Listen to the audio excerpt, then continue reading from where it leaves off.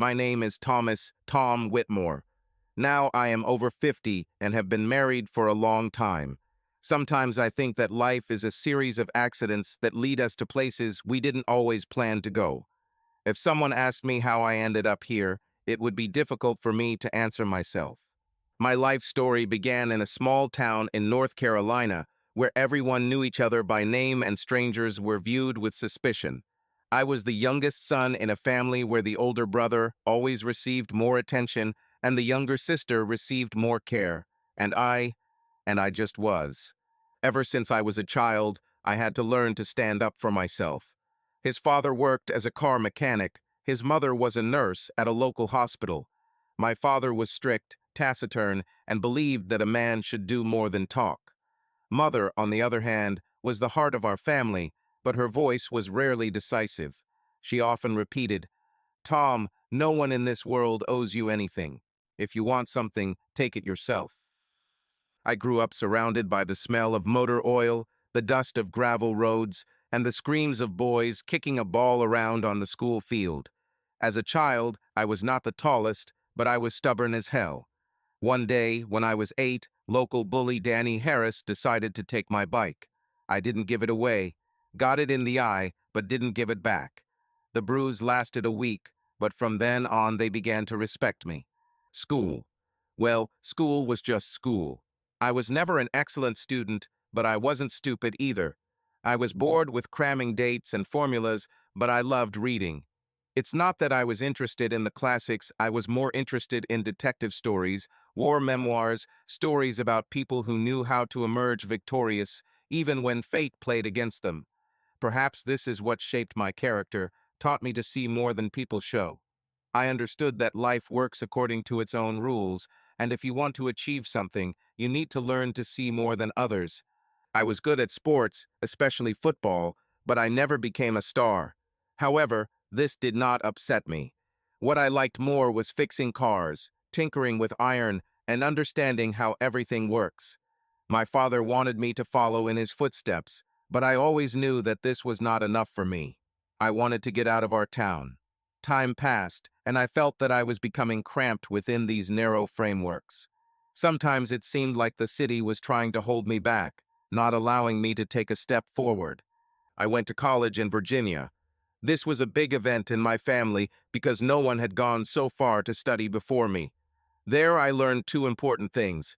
Firstly, the world is much bigger than it seems in a small town, and secondly, people are the same everywhere. Some help, and some will try to break you. And if you don't want to be broken, then you need to be more cunning, stronger, smarter. College was a real challenge for me. I had to learn to survive among strangers, prove to myself and others that I could cope. That was the first time I encountered betrayal. One of my fellow students, whom I trusted, set me up, and I had to get out of an unpleasant situation. This became a lesson: never trust people blindly. But at the same time, I also found real friends, those who helped me when it was difficult.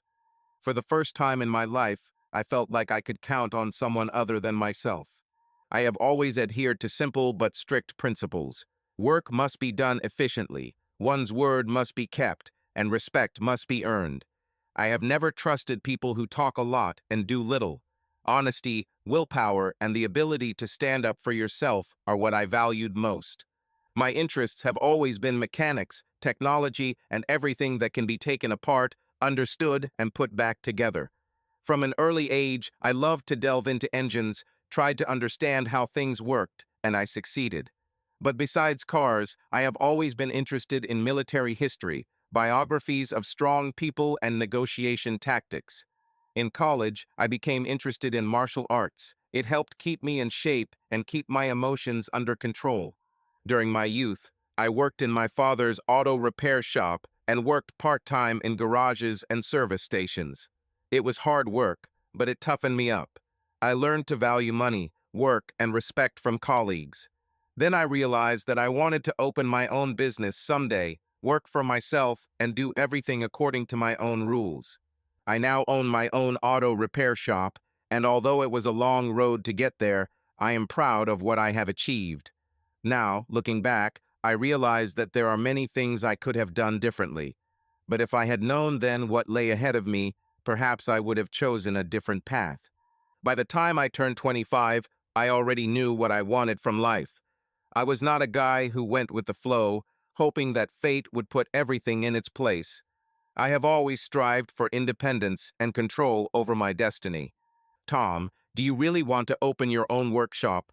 Asked my friend Mike, lazily leaning back on the hood of the car. Why not? I'm not going to work for someone all my life. I want my own business. Well, how will you do this? You don't have capital. I'll find it. I'll save up, take out a loan, and start small. The main thing is to start. I saw myself as the owner of my own business. From an early age, working in my father's garage, I understood that simply working for someone else was not for me. I wanted to be the boss, the person who decides where to go and what decisions to make. Working in different auto repair shops, I learned not only to repair cars, but also to understand people, to understand who can be trusted and who is better to keep at a distance. I dreamed of something more than just a provincial life. I wanted to build something of my own that would bring not only money, but also respect. The world of business beckoned to me, and I began to become interested in how successful companies operate, how decisions are made, and how negotiations are conducted. Books about entrepreneurship and biographies of successful people became my companions. You're always reading something, Tom. When was the last time you took a vacation? Dan, one of ours, teased me. I rest when I know my plan is working. And now I'm studying. Plan? What's the other plan? We just want to live a great life. That's it. And I want to live the way I want, and not the way I have to. Of course, this doesn't mean that I was an introverted and boring guy. I loved speed cars, motorcycles, racing. Adrenaline pumped blood through my veins and made me feel alive. In the evenings, I could hang out with friends in the garage, tinkering with engines, or go on another illegal race, risking getting a fine or crashing another car. By the age of 28, I already had my own small workshop. It may not have brought in huge amounts of money, but I knew that this was just the beginning. Tom, you did it. You really have your own business, Mike said, looking around the small room. For now, it's just a workshop, but I'm not going to stop. And what next? Furthermore, develop, grow, expand. Well, then let's raise a beer for this. It was important for me to prove to myself that I was capable of achieving something. I didn't intend to stay at the same point all my life. I didn't want to wake up every morning and go to a job I hated. I saw only one road ahead of me up. Slowly, step by step, but forward. I was not a person who created illusions or believed in miracles. I knew that success is given only to those who are ready to fight for it, and I was ready. I've never been one to believe in fate or instant coincidences. But if you asked me how I met Emily, I would say that it was just that a fateful coincidence. It happened on a summer evening in a small bar on the outskirts of the city. I went there after a long day at work, just to have a beer and relax a bit. The music wasn't very loud, the lights were dim, and the air was filled with a mixture of tobacco smoke and the smell of fried snacks. Do you always sit alone and look into a glass? A voice came from next to me. I looked up and saw her, tall, with wavy dark hair that had brown highlights in the soft lighting of the bar. She had expressive brown eyes, in which confidence and mischief were red at the same time, and a slight half-smile, as if she knew some secret that I had to unravel. She was dressed simply but stylishly, a light blouse that emphasized her graceful collarbones, dark jeans that fit perfectly on her slender figure. She looked as if she could equally well be a guest at an expensive reception or simply enjoy the evening city with a glass of wine. Tall, with wavy dark hair and laughing eyes. She looked confident, as if she knew what to say and how to present herself. I usually just drink, I answered, grinning. Can you talk? Or just drink? She said, sitting down next to him. I couldn't help but smile. This wasn't the kind of flirting I was used to. There was no feigned playfulness in her words, rather a slight challenge that for some reason I wanted to accept. I can. I'm just waiting for something interesting to talk about, I retorted. So I was lucky to be on this list. She bowed her head, looking at me searchingly. Maybe. Emily turned out to be not only attractive, but also an incredibly interesting person. She worked for an architecture firm doing interior design, and her eyes lit up when she talked about her projects. Her work was not just a way for her to make a living, but a real passion. She dreamed of creating something that would last for years to come, that would inspire people and bring joy. Her movements were smooth but confident, her gestures light but expressive. When she spoke, her voice was soft, but with a clear hint of playfulness, as if she always found a way to add lightness and warmth to the conversation. There was no unnecessary constraint in her speech, only naturalness and self-confidence. The conversation with her was easy, as if we had known each other for a long time. We talked about life, about the city, about work. She worked in an architectural firm and was full of ideas and ambitions. I talked about my workshop, and she listened with sincere interest, asking questions. "So you are your own boss?" she asked. "Sort of. It's a small workshop for now, but I have plans. I love people who know what they want." Emily traveled a lot. She liked to study the culture of different countries. She was especially attracted to European cities. She could talk for hours about Barcelona, about how the sun plays on Gaudi's mosaic walls, or how in Paris every nook and cranny is imbued with history. At some point, I caught myself not just listening to it, I was remembering every detail. The way she plays with a strand of hair, the way she bows her head slightly when she thinks about the answer, how her eyes light up when she talks about what she loves. It was a strange feeling. Not just sympathy, not just infatuation. Something more. Something that was just beginning, but was already impossible to ignore. Our relationship with Emily developed quickly, but not rapidly, rather, like the smooth movement of water that you feel with every nerve, but you cannot say exactly at what moment it completely captured you. After that first meeting in the bar, we began to see each other more often. Walking around the city at night, long conversations over coffee, sudden trips to the coast, all this became a natural continuation of our acquaintance. In her presence, I felt at ease, as if the world around me was becoming a little softer, and the air was saturated with the aromas of her perfume and muffled laughter. She was a woman who knew what she wanted and was not afraid to show it. When we were alone, there was a tension between us, an electricity that could hardly be called innocent. Emily is not one of those who play hard to get, but she doesn't rush headlong into the pool either. She knew how to keep balance just enough to make me crave even more. One day, when I invited her over after dinner at a small Italian restaurant, she slowly ran her finger along the rim of her glass and looked at me with a slight grin. "Do you know what I like about you?" she asked, tilting her head to the side. "Enlighten me," I replied, taking a sip of wine. "You are patient. You like to drag out the moment, build up tension. You don't rush forward, but you don't retreat either. Do you like it?" I grinned. "Yes, yes." That evening, when she ended up in my apartment, everything happened slowly, almost painfully. I felt her every touch, every glance, and this only made the excitement stronger. The light was dim, our shadows danced on the walls, and her lips left hot marks on my skin. She was in no hurry. We studied each other as if for the first time, absorbing every sensation. This was our first time for her, for me. We had never been with someone else before, and perhaps that was why everything seemed so new, exciting, almost mystical.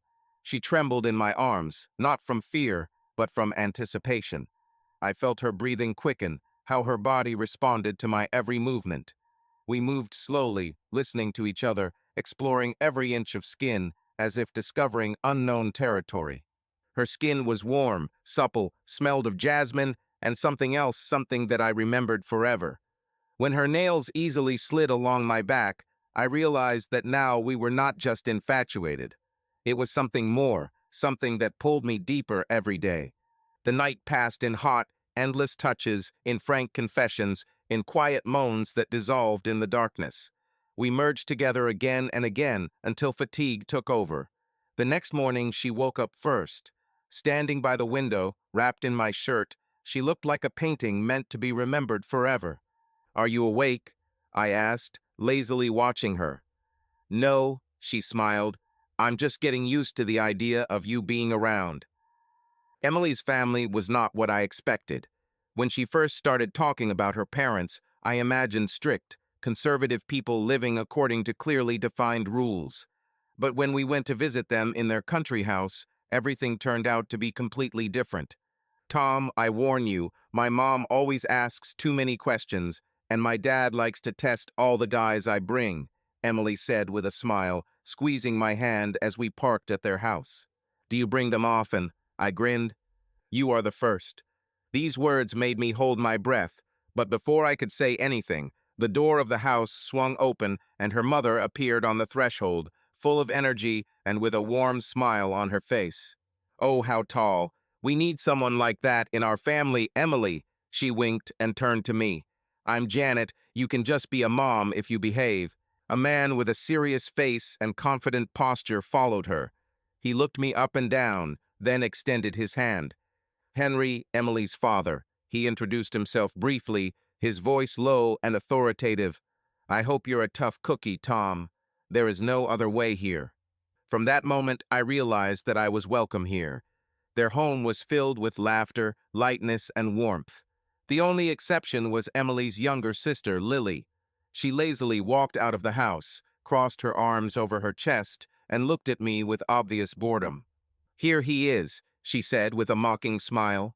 I didn't expect you to be so ordinary. Lily, be so kind as to at least try to behave decently, Emily hissed at her.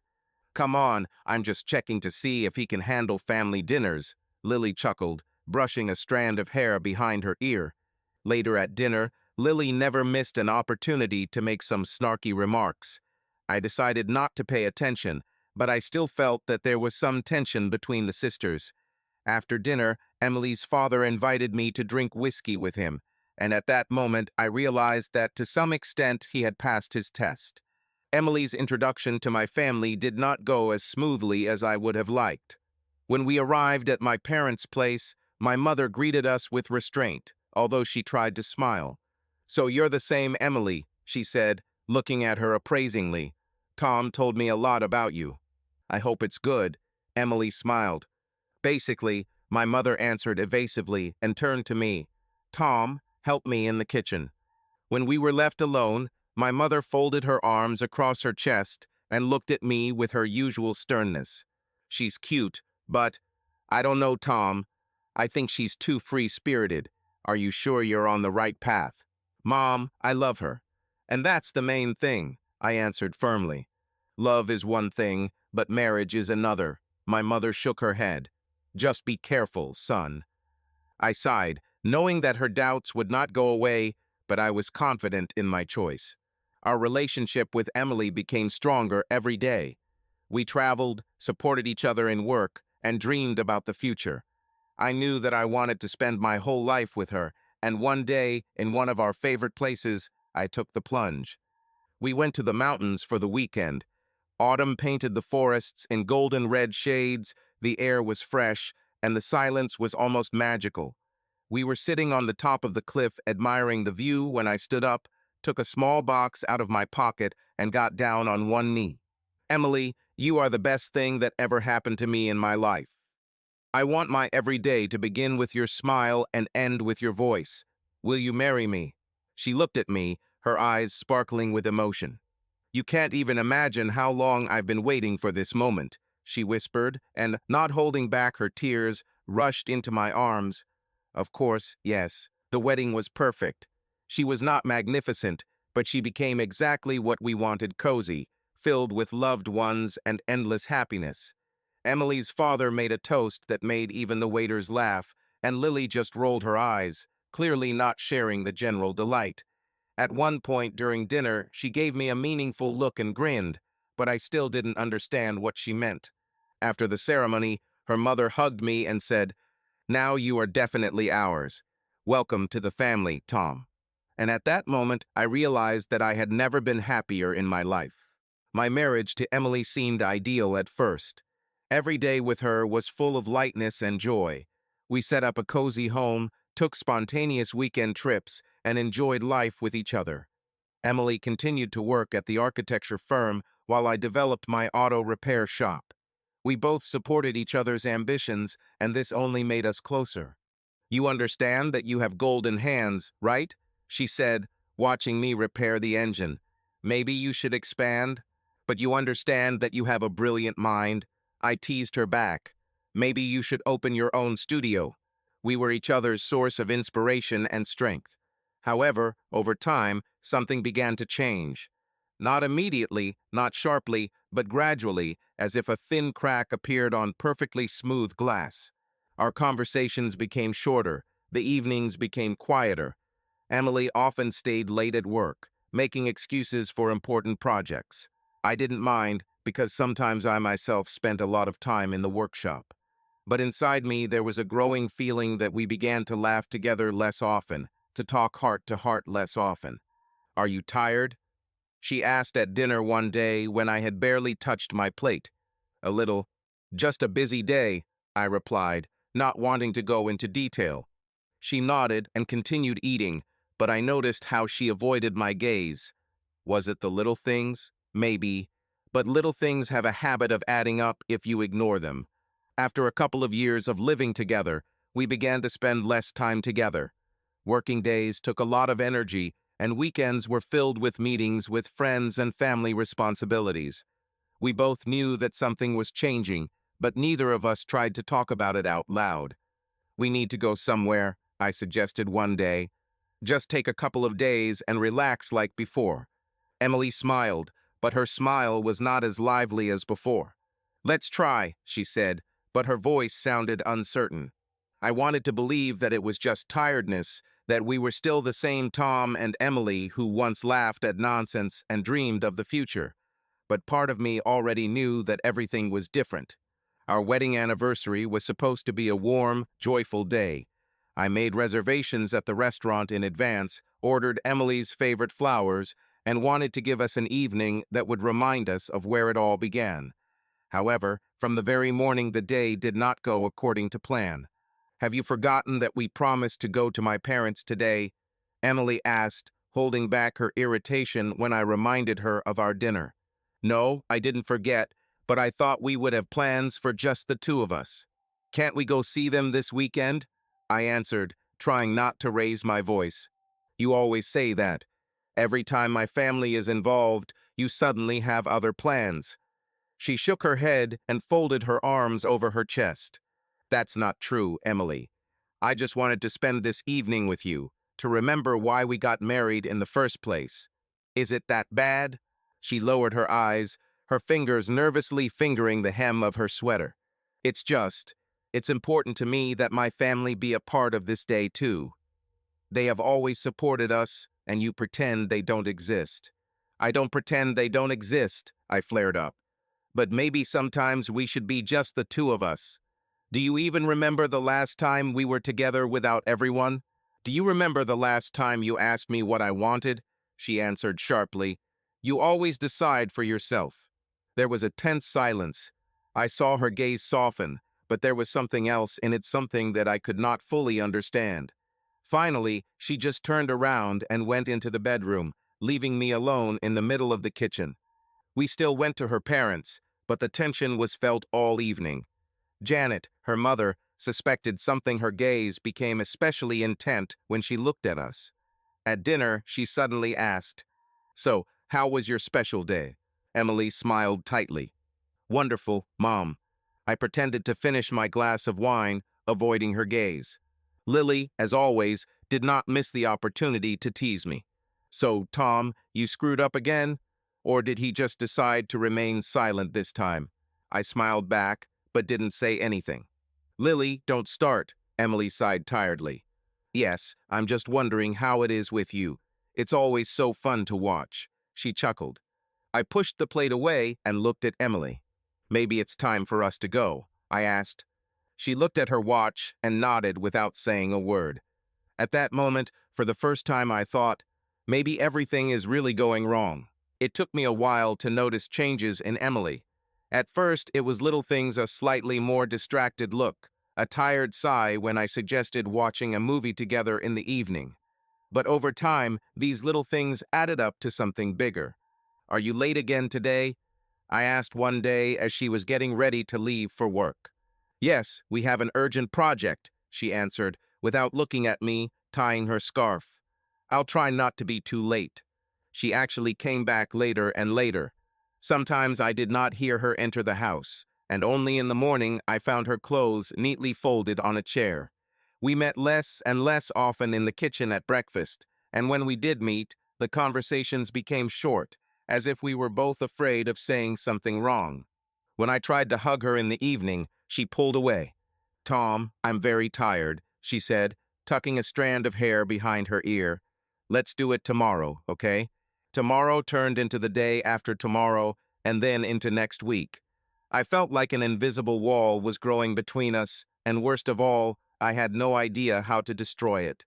One day, leaving the house, she hurriedly kissed me on the cheek. Don't wait for me for dinner. We're having a corporate party. I'll be late. Corporate party? Why am I only hearing about this now? I asked, trying to catch her gaze. Oh, nothing special, just a team meeting. We rarely get together like this, but the boss wants to celebrate a successful quarter, she quickly replied, and, without waiting for my answer, walked out the door. I decided not to beat myself up, but everything tightened inside me. This was not the Emily I married. She had changed, and I needed to understand what was happening. Later that evening, I tried calling her, but she didn't answer. I called again, the same thing. At 1 o'clock in the morning, the door opened quietly, and Emily entered the house, trying not to make any noise. Where have you been? I asked quietly from the darkness of the living room. She shuddered, clearly not expecting to see me. Tom, you scared me. I told you, it's a corporate party, she chuckled nervously. I called you twice. The music was loud, I didn't hear it, she shrugged, kicking off her shoes. I looked at her, holding back my irritation.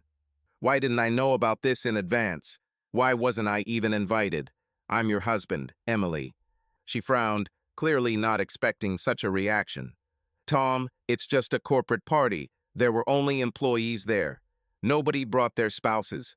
And you asked if it was possible, or did you just not want me there? My voice became harsher. Stop it. This was a work meeting, not a couple's party. Work meeting until 1 in the morning. No answer to my calls. I crossed my arms over my chest. Tom, you're being too dramatic, she sighed. This is a normal event. Why make a problem out of it? Because you began to move away from me, Emily. You don't talk to me anymore. You don't laugh. You don't spend time with me. Why do you think I worry? She fell silent, lowering her eyes. I'm just tired, Tom. Work takes a lot of energy. Are you so tired that you can't tell me what's going on? I ran my hand through my hair, trying to control my anger. Let's just go to bed, she repeated quietly, turning away. I looked at her, feeling that a chasm had formed between us, and perhaps it could no longer be bridged. In recent months, I have increasingly felt that I was losing control. But the strangest thing is how Emily has changed. If before she avoided intimacy, now she took the initiative, but in a completely different direction, unfamiliar to me. One evening, she entered the bedroom holding a leather whip in her hands. I looked at her in surprise. Today, you will do only what I say, she said, her voice sounding low and authoritative. Emily, what are you up to? I tried to smile, but there was no usual playfulness in her gaze, only something more cold, hard pleasure from power. Before I could say anything else, she pushed me onto the bed and deftly tied my hands to the headboard. Her movements were confident, as if she was not doing this for the first time. You've been thinking for too long that you're in control of the situation, Tom. Her lips were right next to my ear, her breath hot. It's time to show you who's boss. She passed the whip across my chest, barely touching the skin, but this touch made me shiver. Then came a sharp blow. I hissed in surprise. Emily. Quiet. You don't talk until I give permission. Her voice was stern. She leaned closer, ran a finger along my cheek, then suddenly grabbed my chin, forcing me to look into her eyes. You're nothing without me, Tom, she whispered mockingly. Do you think you are the strong man I married? No. Now you're just my toy. I didn't know what to say. Was this part of her fantasy? Or was there something more hidden behind this? While I was trying to understand my feelings, she hit me with the whip again, a little harder. "Now you belong to me," she said with a smile, "and you will do whatever I want." At that moment, I realized that something had changed irreversibly. It was no longer just a game. This was something different, something I never expected from my wife. The next day, I felt strange. Her words sounded in my head, reminding me of that night. I tried to convince myself that this was just an experiment, a way to add newness to the relationship. But something inside me resisted. It wasn't the dominance itself that bothered me, but the pleasure with which she did it. I remembered how she looked at me, how she enjoyed the moment in which I was powerless. I tried to talk to her. "Emily, yesterday, I think you went too far." She looked up from her cup of coffee, looked lazily at me, and grinned. "Is it true? I thought you were enjoying yourself. Didn't you enjoy being in my place?" "It was different. I'm not used to this." I ran my hand through my hair, feeling the growing tension. "It's important for me to understand where this leads." She stood up, came closer, leaned over, and whispered, "It leads wherever I want, Tom." I didn't know what to answer. Everything that was happening was beginning to go beyond a simple game, and I was afraid that I would soon no longer recognize the woman I had once loved. Emily was becoming different. It was not just my imagination or a fleeting feeling. I saw changes in her eyes, in her behavior, in the way she looked at me. Sometimes it seemed to me that there was a completely different person in front of me. Sex was no longer what it used to be. If before it was filled with passion, tenderness, desires emanating from both of us, now it increasingly turned into something else. Emily dominated, controlled every movement, every breath, every moment. She planned our nights as if she were staging a scene in a theater, and I felt like an actor playing someone else's role. "Emily, I think this is all getting out of line," I said one day after a particularly stressful night. She looked at me with slight surprise and grinned. "Tom, but you like it." Her fingers slowly slid over my chest. "Isn't that so?" "Sometimes," I admitted, "but more and more often it seems to me that you are doing this not for our sake, but for your own sake. As if this became something more for you than just a desire." She pulled away abruptly, got out of bed, and pulled on her robe. "Tom, don't start. These are just games. We experiment and diversify our lives. Don't you love it when I take control?" Her voice became a little harsher. I sat down, rubbing my face with my hands. "I like it when we both want the same thing. And now I feel that you are changing the rules without my consent." She chuckled, tilting her head to the side. "You're just not used to it. You've always been in control of everything around you, and now it's time for you to learn to let go." I looked at her and felt a chill run down my spine. Emily wasn't like this before. She didn't try to subjugate me, didn't try to impose her desires. There was now something in her voice that I didn't understand, but felt with every cell she was no longer just my wife. She was becoming someone else. "Just trust me, Tom," she whispered, approaching me again. "Everything is under control. Our control." When Lily came to visit, I immediately felt that this visit would not be ordinary. Lily never showed much love for her sister, and she always viewed our marriage with slight skepticism. She was only 2 years younger than Emily, but she always acted as if she knew much more about life. "Well, how are things here?" she asked with a grin, entering the house and looking around. "Is everything as perfect as it seems from the outside?" I felt Emily tense.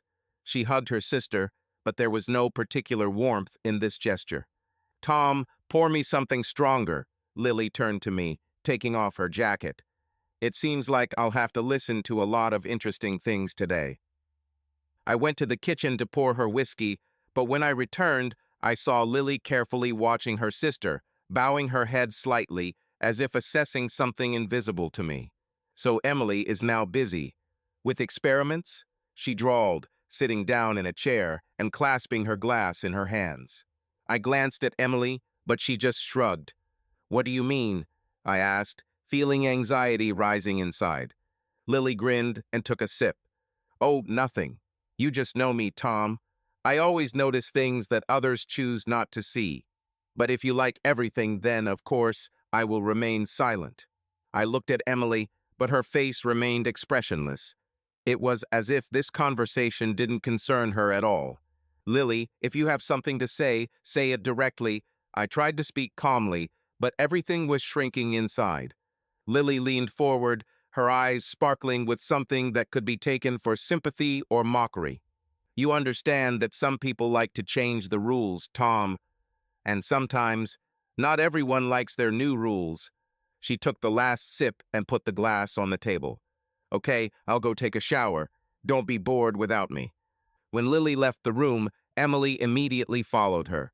As soon as the bedroom door closed behind them, she suddenly grabbed Lily's wrist and pulled her forcefully closer. What do you know? Emily hissed, squeezing her fingers tighter. Lily raised an eyebrow slightly, but didn't look scared. Be careful, little sister. Her voice was cold, but a spark of mockery danced in her eyes. You don't want to make a scene right here? Stop wagging. Emily clenched her teeth. I see how you look at me, how you construct phrases, as if you are hinting at something. I'm not stupid, Lily, so post it. Lily smiled and pulled her hand away, taking a step back. And what will you do if I know something? Will you forbid me to speak? Are you going to make a scandal? Emily took a deep breath, trying to compose herself. If you saw something, if you know something, Lily, you better say it now. Because if you try to ruin my life, I won't forgive you. Lily laughed short, carefree, but her eyes remained cold. I didn't say anything, Emily, for now. But you know, sometimes silence speaks louder than words. She turned and walked out of the bedroom, leaving her sister standing in tense silence, her clenched fists trembling barely noticeably. For the first time in a long time, Emily felt afraid. I immediately noticed that Emily became irritated when Lily stayed longer than planned. Emily usually knew how to control her emotions, but this time she looked tense, as if something was weighing on her. She walked around the house pretending to be busy, but I knew her too well not to notice that she was nervous. You're not yourself today, I remarked, sitting down on the sofa and sipping coffee. Lily annoys you. It's just unexpected that she decided to stay, Emily answered shortly, avoiding my gaze. She seems to have plenty of other places to spend the night. Lily behaved differently. She seemed relaxed, too relaxed, and was watching me with some kind of hidden curiosity. She threw glances at me that I could not interpret unambiguously. At first, I thought it was just her usual mockery, but then I noticed that her attention became more insistent. Tom, aren't you tired of being so serious? Lily said over dinner, brushing her hair back. You're always so. Correct. I chuckled, not giving her words much meaning. Is this bad? Someone needs to be an adult in this family. I guess. She looked at me a little longer than she should have, and then turned her gaze to Emily. You were once completely different, right? Emily pursed her lips as her knife slid lightly across the plate. Lily, maybe you can mind your own business, she said in a tone that showed irritation. Lily just shrugged and smiled as if nothing had happened. Over the next few days, I noticed how Lily made excuses to be near me. She came into the kitchen while I was making coffee, lingered in the living room while I was reading, and always found a way to start a conversation. Tom, do you even like to have fun? Or are you always so serious? She asked one evening when Emily had gone to take a shower. Lily, what are these strange questions? I glanced at her briefly. Do you think I'm sad? I don't know. It just seems to me that you deserve a little more. Freedom, her voice sounded almost lazy, but there was something more in her eyes. I ignored her hint, pretending that I didn't notice this shade in her voice. To me, she was just my wife's younger sister. I didn't see anything serious in her behavior. But Emily seemed to have seen it. When Lily finally left, the house became its usual quiet again. The tension in the air seemed to dissolve, and Emily became herself again. She no longer cast anxious glances or became nervous for no apparent reason. She even smiled more often, and her touches became softer and warmer. Well, it's just you and me again, she said one evening when we were alone in the living room. "Did you miss me?" I chuckled, pulling her closer. "Certainly. You know that I love it when everything is calm." She ran her fingers along my neck, leaned closer, and whispered, "Then maybe it's worth noting this." Her lips were warm, demanding, but this time they did not have the cold control that I had felt in recent weeks. We kissed slowly, as if rediscovering each other. She ran her hands over my chest, slowly undoing the buttons of my shirt. "Did you miss me?" she asked again, her voice becoming hoarse. "You can't even imagine," I answered, hugging her tighter. We moved to the bedroom, shedding our clothes as we went. This time everything was different. There was no tension, no struggle for power. Emily didn't try to dominate, and I didn't feel like a stranger at that moment. It was pure desire, a passion that has always been between us. As her body arched under my hands, she whispered my name, clinging to the sheets. I felt how the warmth of her skin mixed with mine, how her breathing became intermittent, how our bodies moved in the same rhythm. "Tom!" she breathed, squeezing my shoulders. I kissed her back, plunging into her again and again until we were both lost in the moment, forgetting everything else. When it was over, we just lay next to each other, breathing heavily. Emily laid her head on my chest and ran her finger over my skin. "We need this more often. Without thoughts, without worries," she muttered. I kissed the top of her head in agreement. At that moment, everything really felt right. But deep inside me, there remained a slight worry. Because lately, whenever something got too good, it never lasted. The first warning signs were subtle, almost imperceptible, like a barely audible whisper lost in the noise of everyday life. Emily started staying late at work again, but now her excuses seemed less convincing to me. "Sorry, Tom, urgent project," she said when I called her late that evening. There was no usual irritation in her voice, but something in her tone seemed to me too even, as if she had prepared in advance for such a conversation. "You said that this project is almost finished," I noted, checking my watch. It was almost 11. She hesitated for a moment, but immediately found the answer. "There are new edits from the client. You understand, I can't just give up everything." I wanted to say something else, but at that moment muffled laughter was heard in the background. "Mail. Are you not alone?" I asked, gripping the phone tighter. "What?" Her voice became a little sharper. "Tom, of course not. It's just one of my colleagues. We're having a little discussion here." I nodded slowly, although she couldn't see it. A bad feeling crept into my thoughts, but I didn't yet know whether to attach any importance to it. The next day, Lily called me. Her voice was unusually light, but I immediately realized that there was something more hidden behind it. "Hello, Tom. How are you doing?" she asked with feigned ease. "Lily, why the call?" I knew that she was not one of those who just showed concern. "Yes, I just decided to find out if everything is okay with you and Emily. She's been so busy lately." There was a subtle mockery in her voice. "What do you want to say?" Something squeezed unpleasantly in my chest. "Oh, nothing, just. I wonder if you know who she hangs out with when she's late at work," she said slowly, drawing out her words. "Lily, don't start. If you have something to say, speak directly." She chuckled quietly. "Tom, you're not stupid. Just think for yourself. Women don't just change without a reason." "Do you know something?" I asked, feeling how cold everything inside was. "No."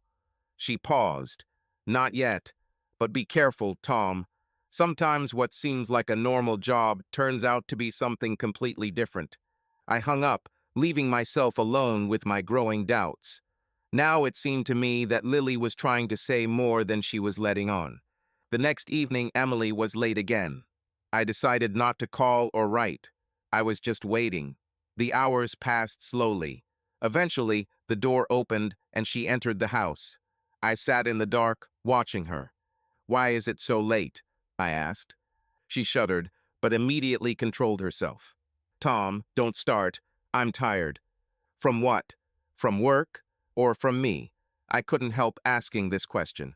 "Tom, you're acting strange. Everything is fine. Just a little difficult period." I looked at her carefully.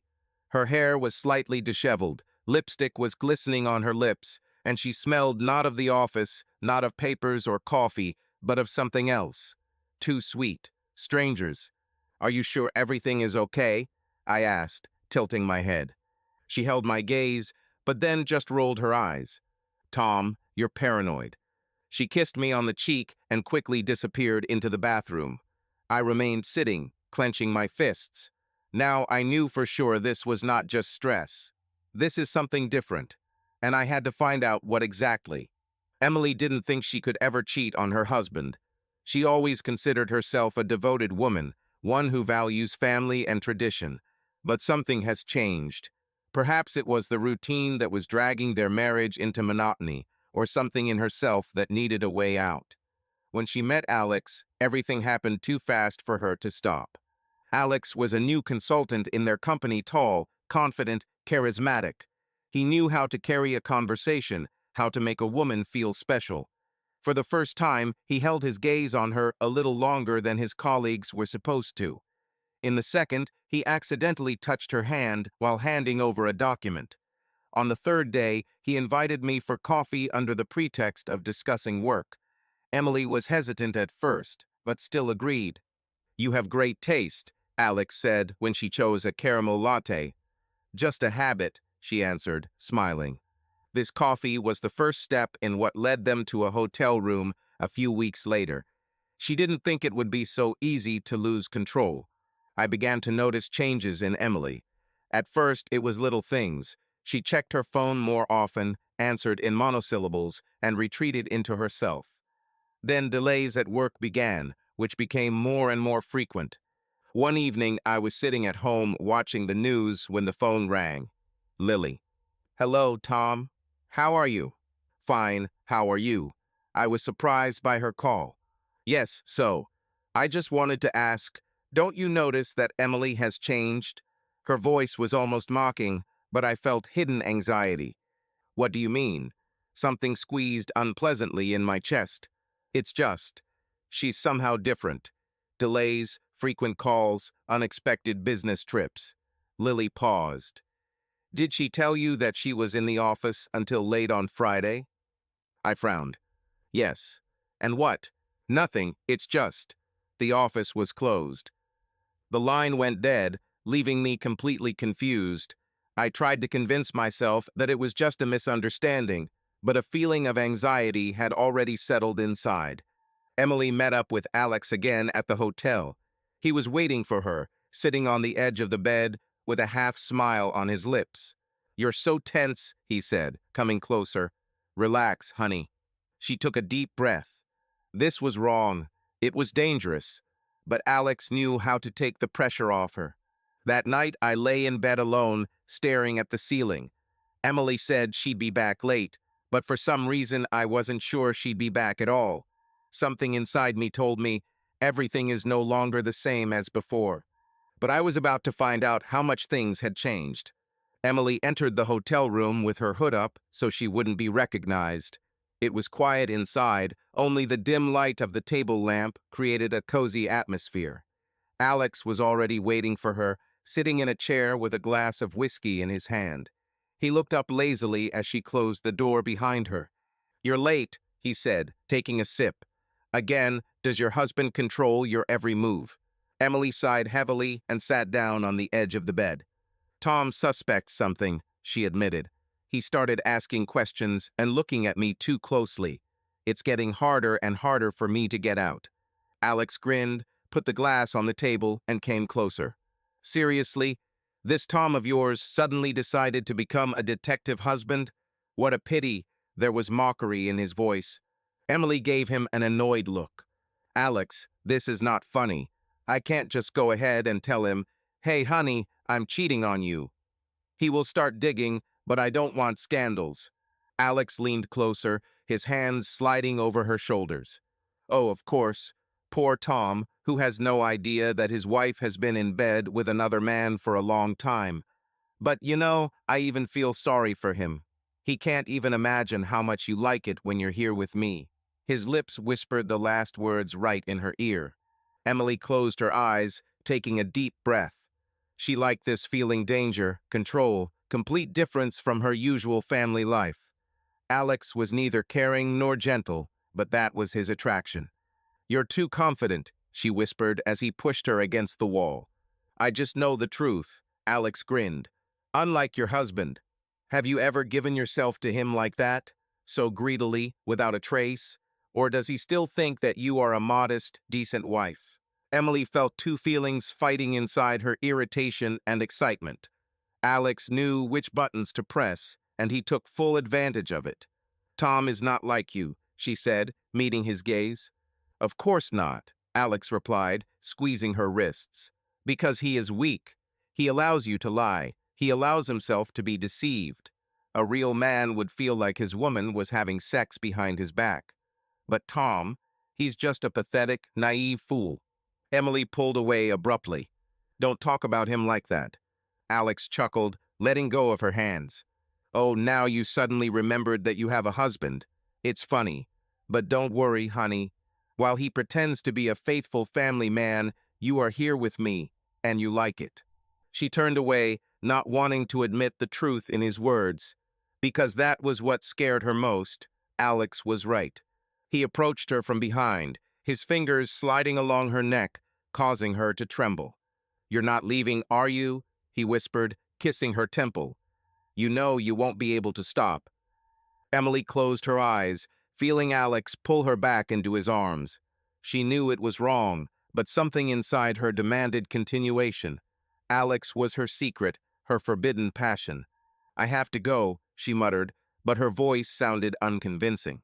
Alex laughed. "You say that every time, and every time you stay. So what's the point of this game, Emily?" She felt his hands squeeze her hips, and his breathing deepened. "Tom won't know anything. If you're careful, or maybe you want him to find out." Emily pulled back, but Alex caught her hand again. "Admit it, you like this feeling. Risk, the opportunity to be discovered. You even like that your husband is a fool who doesn't understand anything." She wanted to object, but couldn't, because maybe he was right. I didn't know who to trust. Internal tension grew, thoughts were confused. I wanted proof. I wanted to understand if something was really happening, or if it was just a trick of my mind. Lily appeared unexpectedly. She just called me and said, "Tom, we need to talk." Personally. We met in a small cafe on the outskirts of the city. Lily looked serious, but there was something else in her eyes, something like sympathy. "Lily, if you want to drop hints again," I began, but she interrupted. "Listen, Tom, I don't want you to be an idiot. You are my friend. Yes, we didn't always get along, but I can't stand to see what she does to you." I tensed up. "So is it true?" My voice trembled. Lily took a deep breath and nodded. "I won't tell you everything. Yet. You're not ready, but I will help you. If you really want to know the truth, you'll have to open your eyes." "Do you have evidence?" I asked, not knowing if I wanted to hear the answer. She took out her phone and placed it in front of me. "I've been following her for several weeks now. And Tom, you should see this." I slowly picked up the phone, but before pressing play, I looked at Lily. "Why are you helping me? You are her sister." "Because I'm tired of being silent," she answered. "Because you don't deserve it." I took a deep breath and pressed the button. The phone screen came to life, and I saw the recording. The camera was shaking. Lily was clearly filming from afar, trying to remain unnoticed. Emily was in the video. She stood at the entrance to the hotel, looking around before going inside. A couple of seconds later, a man appeared after her, tall, broad-shouldered, with a confident gait. He put his arm around her waist, and she didn't resist. I felt like everything was shrinking inside. The air in my chest became heavy, and my ears began to buzz. It was like a punch to the stomach. "Who is he?" I asked hoarsely, without taking my eyes off the screen. "Alex," Lily answered. "A new consultant in her company. It appeared a few months ago. At first it was just delays, then dinners, and now." She nodded at the phone. "You see everything yourself." I turned off the video and put my phone down. Lily watched me carefully, but I could not make out the expression on her face, whether it was sympathy or satisfaction. Why did you decide to help me? I asked again. Lily grinned and shrugged. Maybe because I always knew she was like that. Maybe because I'm tired of her getting everything she wants and never facing the consequences. Or maybe because you are the only one in this story who deserves the truth. I ran my hand over my face, trying to collect myself. What should I do now? I asked quietly. Lily leaned forward, her voice low and confident. It's up to you, Tom. You can close your eyes to this, you can cause a scandal, or you can make her regret it. The question is, what do you really want? I looked at her. There was a fire in her eyes, not just a desire to reveal the truth, but something else. Something I didn't understand yet, but I knew one thing for sure. After this day, my life would no longer be the same. Lily looked at Tom and felt a strange feeling spreading in her chest.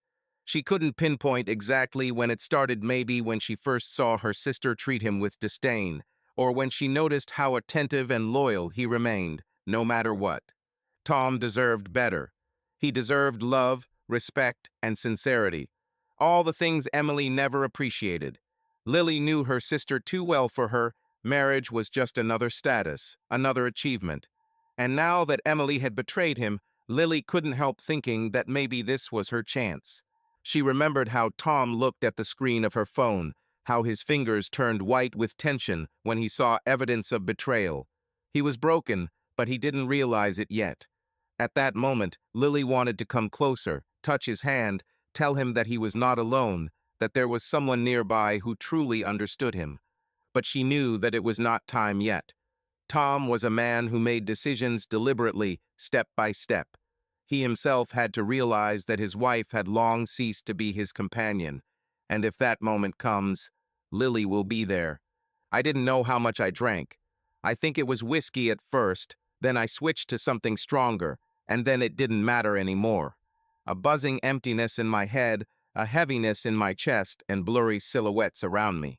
Anger, pain, betrayal, everything mixed into one viscous, bitter cocktail. I looked at the cloudy reflection in the glass of the bar and thought, maybe I should just forget, pretend that nothing happened, that Emily didn't betray me, that I didn't see the damn evidence. Tom, get up. Someone's voice broke through the fog. Female. Lily. I felt her hands grab my shoulders, trying to force me up. She said something, but the words were drowned in an alcoholic veil. Let's go, Lily repeated insistently, practically dragging me towards the exit. You can't stay here. I didn't resist. Not because he couldn't, but because he didn't want to. I didn't care. The whole world was collapsing. Why fight then? I woke up in another room. I didn't immediately understand where I was, but Lily's familiar smell and dim light suggested the answer. She sat me down on the sofa, covering me with a blanket. Are you just going to get drunk and forget about everything? She asked, sitting down next to him. Is there a better option? My voice was hoarse, with bitterness. Lily didn't answer right away. She just looked at me with a long, deep look. Yes, she finally said, but you have to decide what you want. Alex knew how to treat women. He sensed their weak points and knew how to apply pressure exactly where needed, and Emily was no exception. You understand that he was never your equal, right? He said, sitting opposite her in the hotel room. Tom is pathetic. He lives in the past, believes in some principles that have not existed in this world for a long time. Emily bit her lip but didn't say anything. Lately, these conversations have begun to happen more and more often. Alex not only enjoyed their relationship, he gradually convinced her that her marriage to Tom was a mistake. He never knew what you really were like, Alex continued, leaning closer. You were always stronger than him, smarter. He was just pulling you down. He's a good man, she objected quietly, but her voice sounded uncertain. Alex chuckled. Good? Good for whom? For yourself? Did he ever listen to you? Did I understand you? He looked carefully into her eyes. You know the answer. Emily looked away. Something was fighting inside her, memories of the years spent with Tom, of his care, of how he always supported her. But Alex said the right things that sounded logical when looked at from a different angle. You're afraid to admit that you're bored with him, he continued, tracing the edge of her wrist with his finger. You're afraid to admit to yourself that you need someone who can keep you on your toes, someone who knows what he wants. And Tom, he's just an extra in your life. Decoration. Emily took a deep breath. Alex's words seeped into her mind, poisoning what remained of her fidelity to her husband. Tom really wasn't as confident as Alex. He had never made her feel so, greedily desired. You want to be with a man who knows what he wants, and this man in front of you, Alex whispered, lifting her face by the chin. Emily looked at him, and at that moment something broke inside her. She no longer resisted. I didn't show that I knew. This was the most difficult thing, to restrain myself, not to show a single drop of anger, not to show a single emotion. But I knew that if I wanted to play this game, I had to do it right. When Emily returned home, I greeted her the same way as always, with a slight smile, as if nothing had changed. She smiled too, but it seemed to me that doubt flashed in her eyes, as if part of her was waiting for something else: conflict, suspicion. But they were not there. "How was your day?" I asked, pouring myself some coffee. "It's a little tiring," she replied, undressing in the hallway. "There is too much work." I nodded. Works, of course. I knew who she was with and where. But instead of asking an awkward question, I moved closer and gently kissed her temple. I felt her body tense for a moment, but then she relaxed. "Maybe we can go somewhere this weekend, like before?" I suggested. Emily raised her eyebrows in surprise. "You haven't offered this for a long time." "I just thought we should spend more time together. Don't you agree?" She hesitated to answer, but then nodded. "Yes, sure." I knew that by doing this, I was cutting the ground from under her feet. If she feels safe, if she thinks that I don't suspect anything, she will start making mistakes. And I need these errors. The next step was to get them to relax. I became more attentive and caring. He showed interest in her affairs and paid compliments. She began to feel more comfortable, which meant that her caution was going away. Then I started laying traps. Unnoticeable but effective. A spoofed message, an accidentally forgotten key, a non-existent business trip. Every move was thought out, and every word I said had a purpose. Their end was only a matter of time. I couldn't let my emotions control me. Now it all came down to facts, to the evidence. I had to collect them, build a complete picture in front of me before taking the next step. Lily became my eyes and ears. She knew where to look. She had access to things that I wouldn't have been able to access on my own. A new name appeared in Emily's phone: Catherine. Lily chuckled, showing me the screen. Original. He didn't even bother to think of anything more inventive. "Alex?" I asked, clenching my fists. "Alex," she confirmed. I looked at his social networks. Classic narcissist. Loves attention, expensive things, and, it seems, other people's wives. I exhaled slowly. I need more than just a name on the phone. Lily nodded. "So we're playing surveillance. Are you ready?" I was ready. I started paying attention to little things. She went into the shower, but the phone remained on the table. It only took me seconds to take a photo of the messages. "I missed you. When will I see you?" Today there was so little time.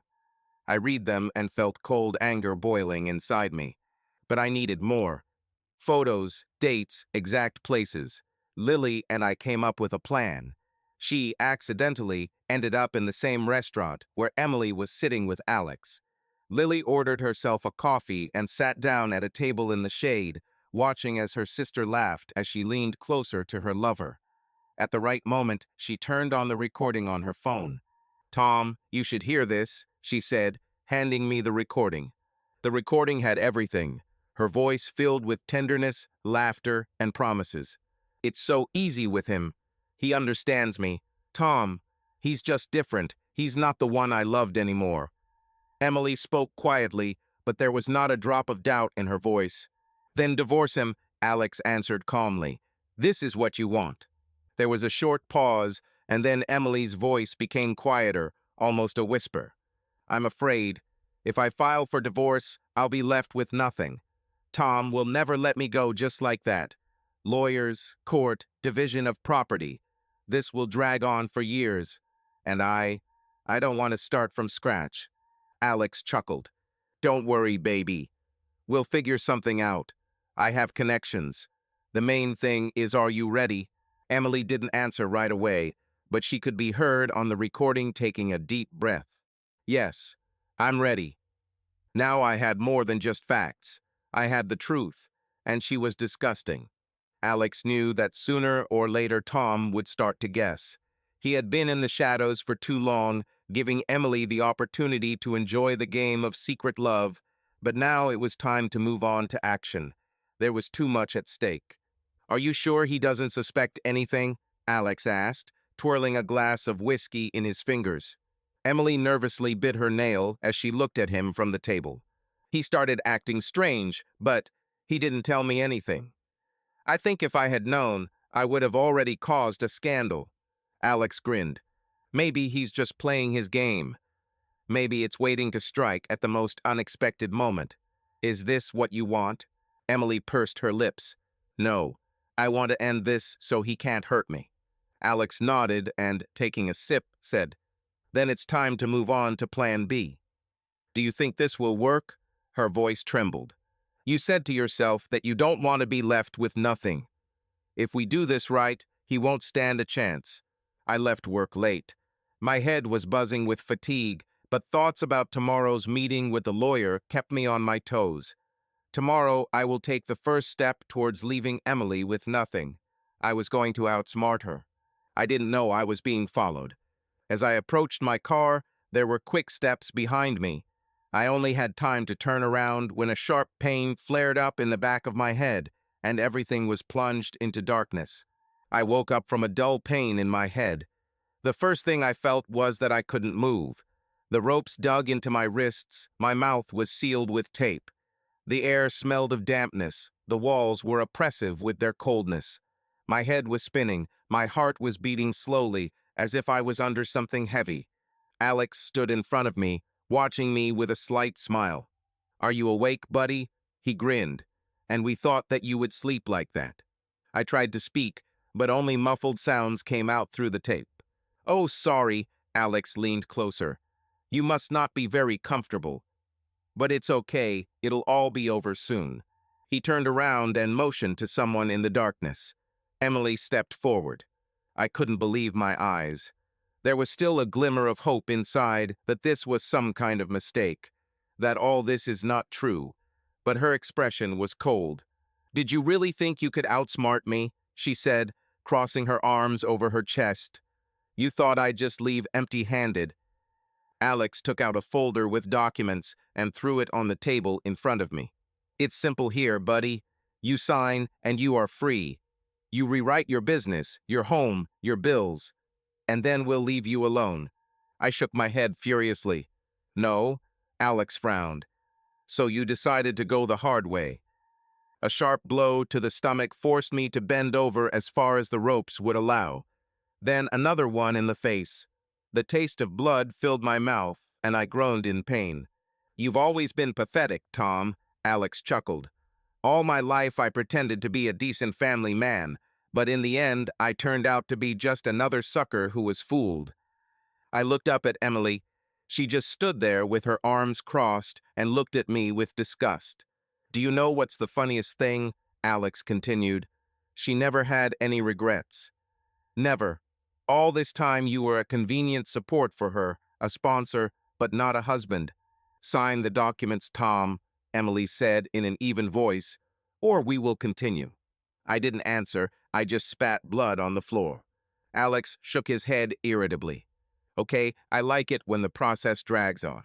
He waved his hand, and they struck me again, this time in the ribs. I was gasping for air, but Alex just grinned. Weakling, he chuckled. You can't even resist. Maybe you deserve it. He turned to Emily. Tell me, honey, don't you think he looks like a beaten puppy? Emily snorted, tilting her head to the side. He has always been like this. I just didn't notice it before. I felt a prick in my arm. Almost immediately, a strange weakness seized the body, and the consciousness began to wander in the fog. The pain became distant, muffled. Calm down, buddy. Alex's voice became distant, distorted. It's just a little help to make you more cooperative. The last thing I saw before falling into darkness was Emily's cold, indifferent gaze as she watched everything that was happening. I woke up to the icy wind whipping across my face. My head was splitting with pain and my body was aching. The taste of blood was still in my mouth. I blinked, trying to see where I was. The dim light of a street lamp, the smell of wet asphalt. I was outside, abandoned like trash. Rising to my elbows with difficulty, I looked around. No one. Just an empty street and the distant noise of cars. I tried to remember what happened. Alex, Emily, documents, beating, prohibited substances. Everything mixed into one nightmare whirlwind. I didn't know how much time had passed. My head was throbbing, my memories were confused. The only thought that was in me now was to get to Lily. She could help. Every step was difficult. My legs were trembling, my whole body was one continuous bruise. When I finally got to her door, my strength completely left me. I knocked weakly, almost hopelessly. A few seconds later, footsteps were heard outside the door. The door opened slightly, and Lily appeared on the threshold. Her eyes widened in horror when she saw me. Volume, her voice broke. Lord, what's wrong with you?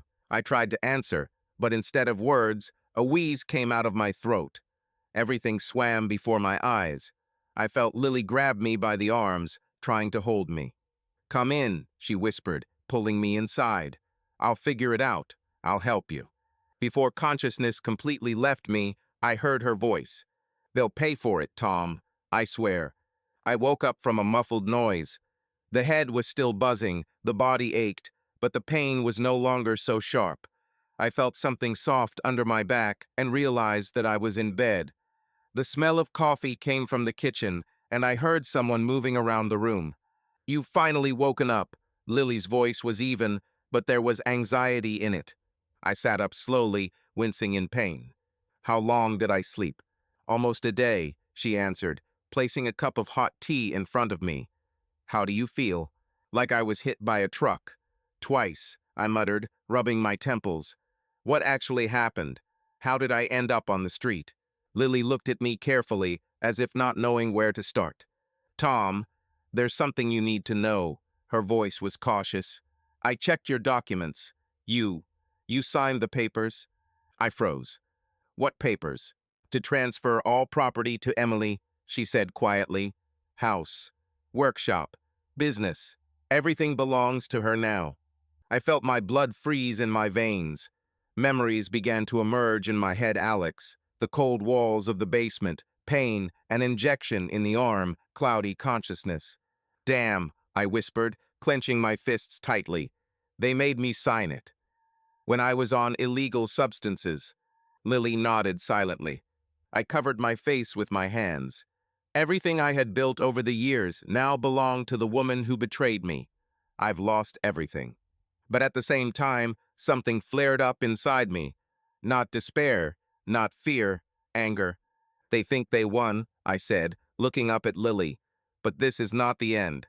I was sitting at the table in Lily's living room, holding a cup of hot coffee in my hands.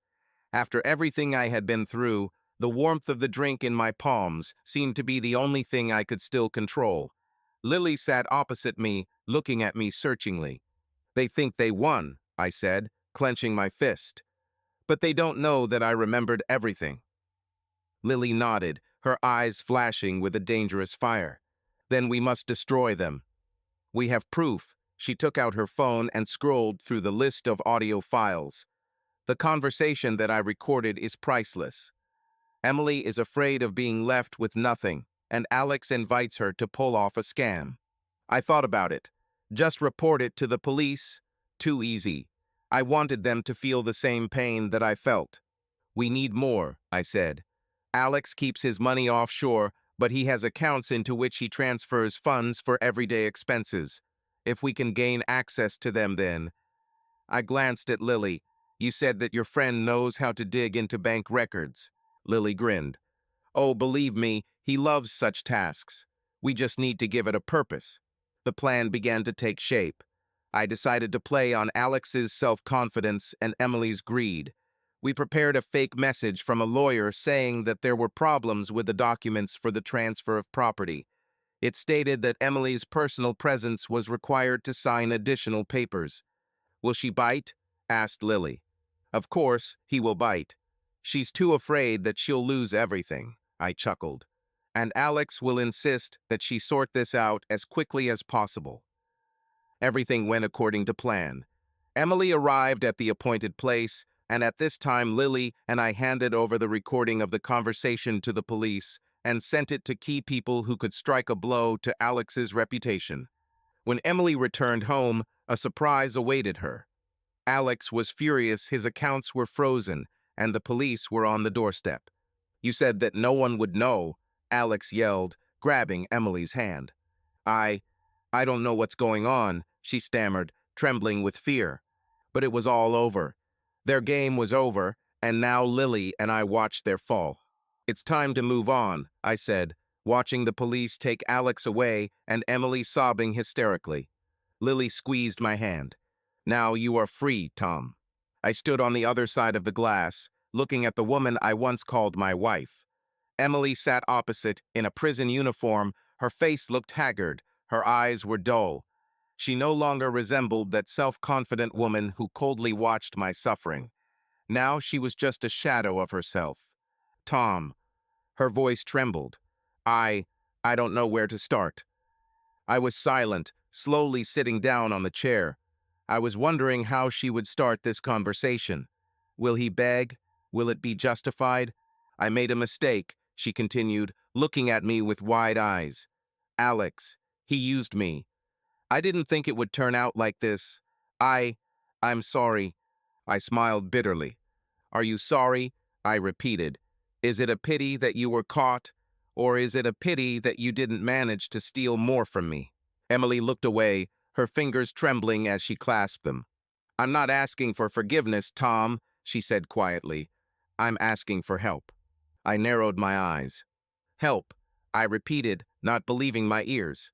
"I have nothing." She continued, her voice becoming brittle. "Alex was imprisoned. His connections were useless. I'm facing a long sentence. If you talk to my lawyers, maybe if you say you don't want me to be sentenced too harshly." I looked at her carefully. Hundreds of memories were running through my head. How she laughed at my naivety, how she betrayed me, how she stood next to Alex, watching me be humiliated and beaten. Now she was asking me for leniency. I leaned forward, resting my elbows on the table. "Emily," I said evenly, "you destroyed my life. You betrayed me in ways I could never imagine, and now you want me to help you." Her eyes filled with tears. "Tom, please. I can't spend my whole life in prison. I I can't handle it." I exhaled slowly and looked at her again the last time. "It's not my problem," I said and stood up. "I wish you many years of realizing your mistakes." I turned away and walked towards the exit, leaving her behind. Her sobs sounded muffled behind the glass, but I no longer felt anything. No pain, no pity, no love. I sat on the couch in Lily's apartment, peering into a half-empty glass of whiskey. It's over. Emily is in prison. Alex is destroyed. I got justice. But why is there emptiness inside? "What are you thinking about?" Lily asked quietly, sitting down next to her.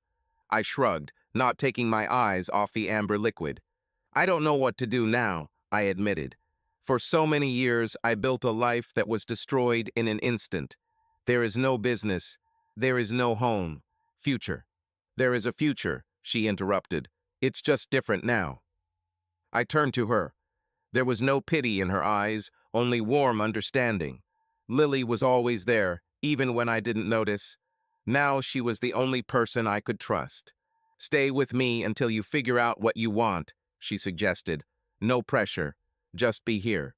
I looked at her. Brown hair, a slight smile, a warm gaze. And then I realized that she was always there for a reason. I ran my fingers over her cheek, then leaned closer.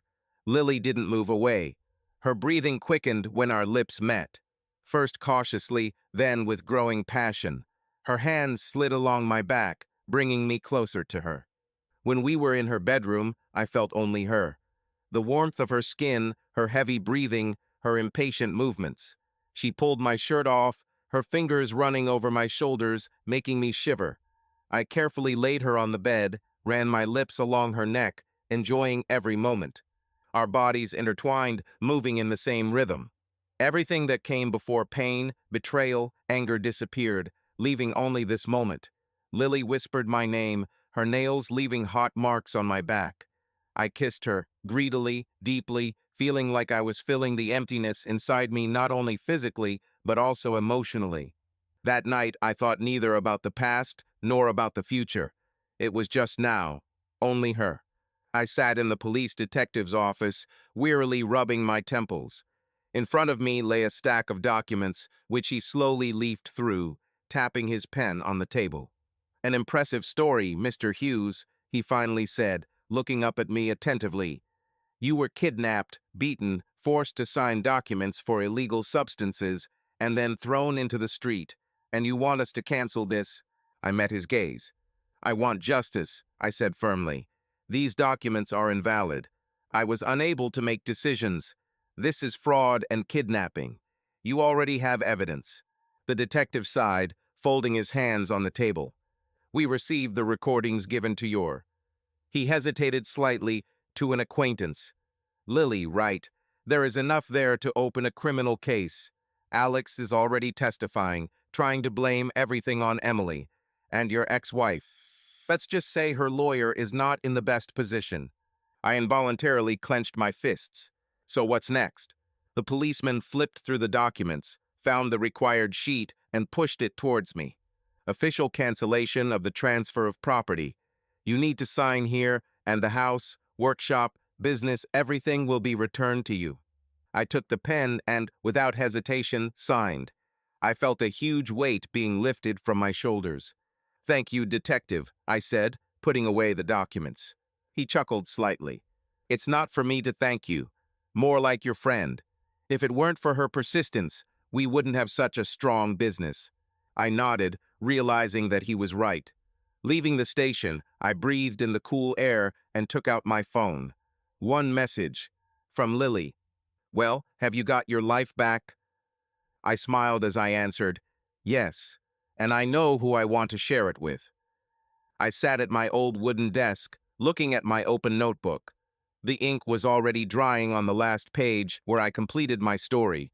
I ran my eyes over the words that formed the story of my life, one that began with pain and betrayal, but ended in a way I never dreamed of. There was laughter outside the window. I looked up and saw Lily in the backyard, busy with flowers, and our son and his family, his wife, and our grandson setting the table for dinner. I couldn't believe that 20 years had already passed. 20 years since I made the choice to leave the past behind and start anew. "Did you finish it yet?" Lily's voice rang out as she entered the office. Her hair is already touched with gray, but her eyes are still as warm and understanding. I smiled, closing the book. "Yes, this chapter is now closed." She came closer and put her hand on mine. "You didn't just close the chapter, Tom. You've built a new story, and she's beautiful." I looked at her, at a cozy home filled with warmth and laughter, at a family that I once almost lost, but then found again. And I knew this was the perfect ending to my story. Subscribe to our channel so that your love doesn't cheat on you, and go ahead and listen to the next story, because this story is nothing compared to the next one. If you're under 18, don't even think click to the next one.